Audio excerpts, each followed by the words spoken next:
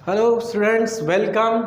आज का हमारा टॉपिक है लॉ ऑफ केमिकल कॉम्बिनेशन। ठीक है, अब लॉ ऑफ केमिकल कॉम्बिनेशन में क्या देखना है यहाँ पर कि जैसे देखो कंपाउंड कहाँ से बनता है, एलिमेंट से। ठीक है, so elements are combined with each other and gives the compound. ठीक है, एलिमेंट्स एक दूसरे से कंबाइन होके क्या देंगे, कंपाउंड्स देंगे। ठीक है, तो ये जो प्रोसेस होगी, this process is govern by 5 basic law. यहाँ पर हमें 5 लॉज पढ़ने हैं जो इस प्रोसेस से रिलेटेड रहेंगे। ठीक है, अब उसमें सबसे पहला जो है that's a law of conservation of मास। ठीक है, लॉ ऑफ कंजर्वेशन ऑफ मास। ठीक है, एंटोइन लुविसियर जो फ्रेंच साइंटिस्ट था, उसने एक्सप्लेन किया, क्या एक्सप्लेन किया, लॉ ऑफ कंजर्वेशन ऑफ मास। ठीक है, तो एंटोइन का कहना यह था कि जब कभी प्रोसेस होगी, यानी एलिमेंट जब कंपाउंड में कन्वर्ट होगी, तो यानी ये रिएक्टेंट्स हो जाएगा और ये क्या होगा, प्रोडक्ट होगा। तो उसका कहना क्या था कि रिएक्टेंट्स का मास और प्रोडक्ट्स का मास क्या होता है, सेम होता है। इसका मतलब ये कि मास, ठीक है, मास नाइदर बी क्रिएटेड, ठीक है, mass neither be created nor destroyed. Mass बनाया नहीं जा सकता और मास को हम डिस्ट्रॉयड भी नहीं कर सकते।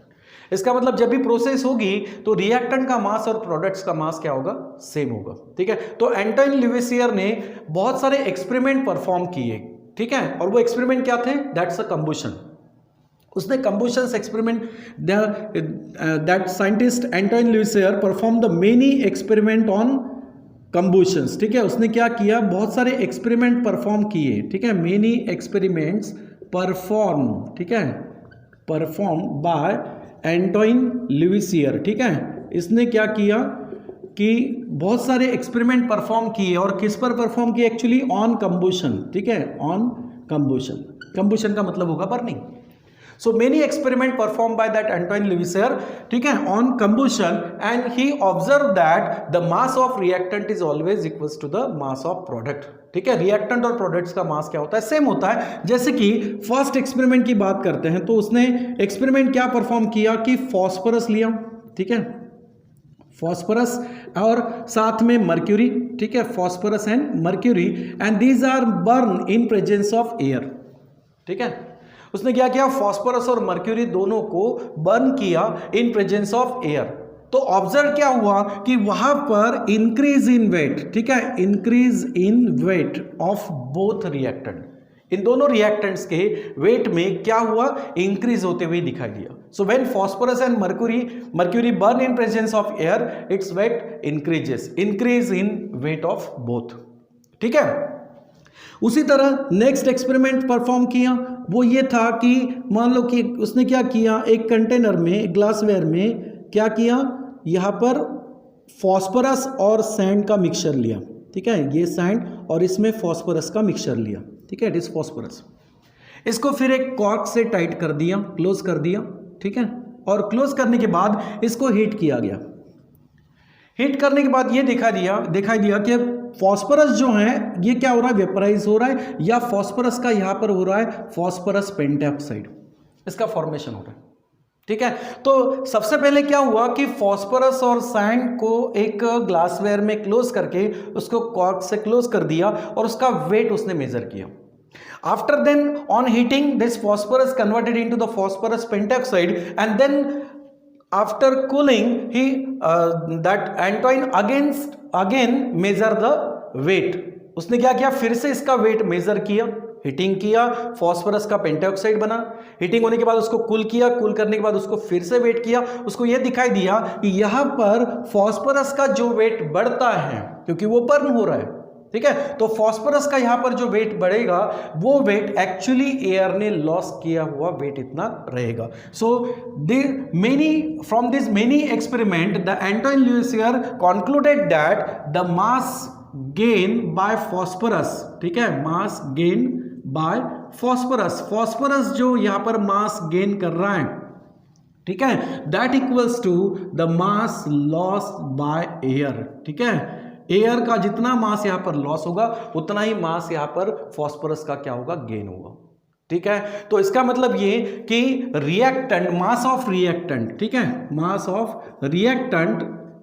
Of reactants equals to the mass of product. ठीक है, equals to the mass of product, ठीक है, मास ऑफ प्रोडक्ट। इसीलिए इसको हम क्या कहेंगे कि मास neither be created not be destroyed. Process हो रही है, केमिकल चेंज हो रहा है, बट रिएक्टेंट का मास और प्रोडक्ट्स का मास क्या है, सेम है, ठीक है। So this is the first law, that's a law of conservation of mass. Okay, second law है लॉ ऑफ डेफिनेट प्रोपोर्शन, ठीक है, लॉ ऑफ डेफिनेट प्रोपोर्शन या कांस्टेंट प्रोपोर्शन कह सकते हो। Sometimes it is also called as the law of definite composition, यानी proportions इसके जगह पे हम कंपोजिशंस ये भी वर्ड यूज कर सकते हैं, ठीक है, लॉ ऑफ डेफिनेट प्रोपोर्शन और कंपोजिशंस।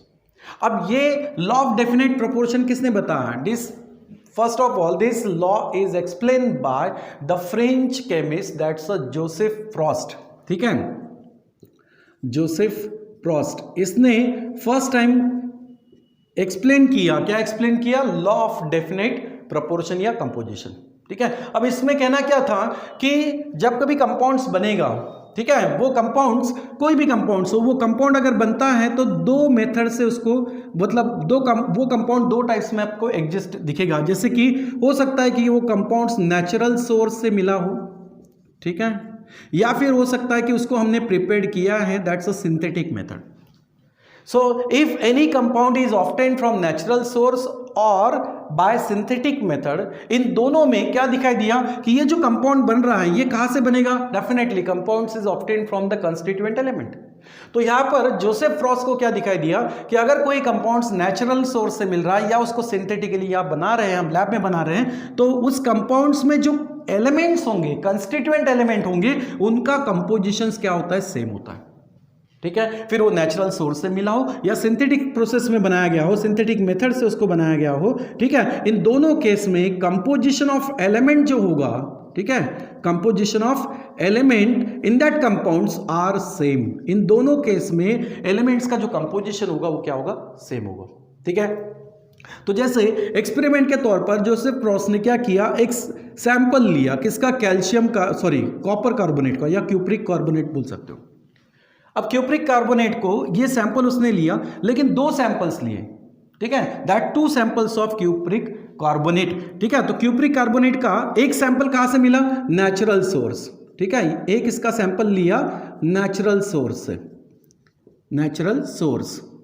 और नेचुरल सोर्स में जो सैंपल इसका मिला, वो नेचुरल सोर्स क्या था? दैट्स अ मैलेचिट मिनरल, ठीक है, मैलेचिट mineral. It's a natural source of that cupric carbonate, and the formula of that malachite minerals is Cu2CO3OH/2, ठीक है, इस तरीके से।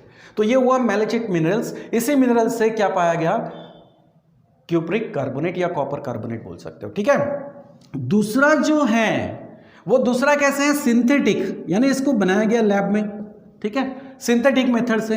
अब सिंथेटिक मेथड में यानी इसमें किस तरह से बनाया? यहां पर दो मिक्सचर लिए गए, ओके, दो मिक्सचर, जैसे कि यहां पर कॉपर सल्फेट का सॉल्यूशन लिया, ठीक है, और उसमें sodium carbonate Na2CO3, copper sulphate and sodium carbonate, इसका मिक्सचर लिया, और इस मिक्सचर से क्या बनते हुए पाया कि that's a cupric carbonate CuCO3, ठीक है, CuCO3। तो सोडियम और सल्फेट से क्या बना होगा यहाँ पर? Sodium sulphate Na2SO4, okay. लेकिन हमारे लिए प्रोडक्ट्स मेन क्या है? ये है CuCO3, ठीक है। तो दो मेथड, एक तो नेचुरल सोर्स में पाया गया और दूसरा उसको बनाया गया। अब इन दोनों इसमें, ये दोनों सैंपल्स में इसका CuCO3 का दो सैंपल्स लिया गया, एक from natural and from synthetic. तो जोसेफ फ्रॉस्ट को क्या ऑब्जर्व हुआ कि he observe that the compositions of element present in this compounds are same. इस कंपाउंड में जो एलिमेंट्स प्रेजेंट है उनका कंपोजिशंस क्या है? सेम है। जैसे कि यहां पर एलिमेंट्स कौन से होंगे? कॉपर, ठीक है, एक ऑक्सीजन और एक हो सकता और एक है कार्बन। तो इनका केमिकल कंपोजिशन जो एलिमेंट्स का है वो कैसे पाया गया? सेम पाया गया, ठीक है। तो सैंपल के तौर पे, ठीक है, सैंपल के तौर पे क्या लिया यहां पर? CuCO3, okay. एक इसका क्या लिया?